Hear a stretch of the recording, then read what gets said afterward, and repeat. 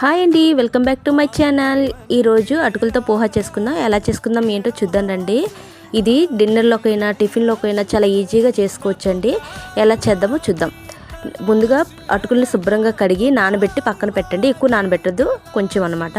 తర్వాత ఆనియన్స్, పచ్చిమిర్చి తరిగి పక్కన పెట్టుకోండి. అలాగే పల్లీలు, శనగపప్పు, మినపప్పు, నెక్స్ట్ తరిగిన అల్లము, ఒక లెమన్, కొంచెం కరివేపాకు, ఎండుమిర్చి కూడా వేసుకోవాలి. అది కూడా రెడీ చేసి పక్కన పెట్టుకోండి. అలాగే ఒక 3 టమాటాస్ కట్ చేసి పక్కన పెట్టుకోండి. ఇప్పుడు కడాయి పెట్టుకొని ఆయిల్ హీట్ ఎక్కాక ఆవాలు, జీలకర్ర వేసుకోండి. అలాగే తరిగి పెట్టుకున్న అల్లము, ఆ పప్పు దినుసులు వేసేయండి. వేసి శుభ్రంగా సిమ్లో పెట్టుకోండి. పప్పులు వేయించేటప్పుడు మంచి టేస్ట్ వస్తుంది.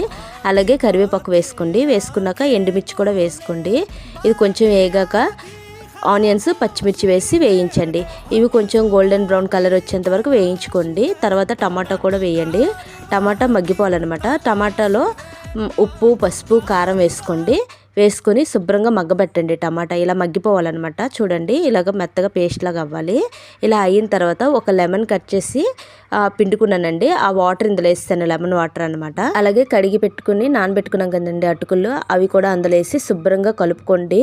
శుభ్రంగా ఇలా కలుపుకోవాలి. ఇప్పుడే చూసుకోండి, మీకు కారం కావాలన్నా సాల్ట్ కావాలన్నా ఇప్పుడే అడ్జస్ట్ చేసుకోండి. కొంచెం కొత్తిమీర వేసుకొని అంతేనండి, చాలా టేస్టీ పోహా రెడీ. నా వీడియోస్ చూస్తున్నారు కానీ లైక్ చేయట్లేదు, చిన్న లైక్. Thank you.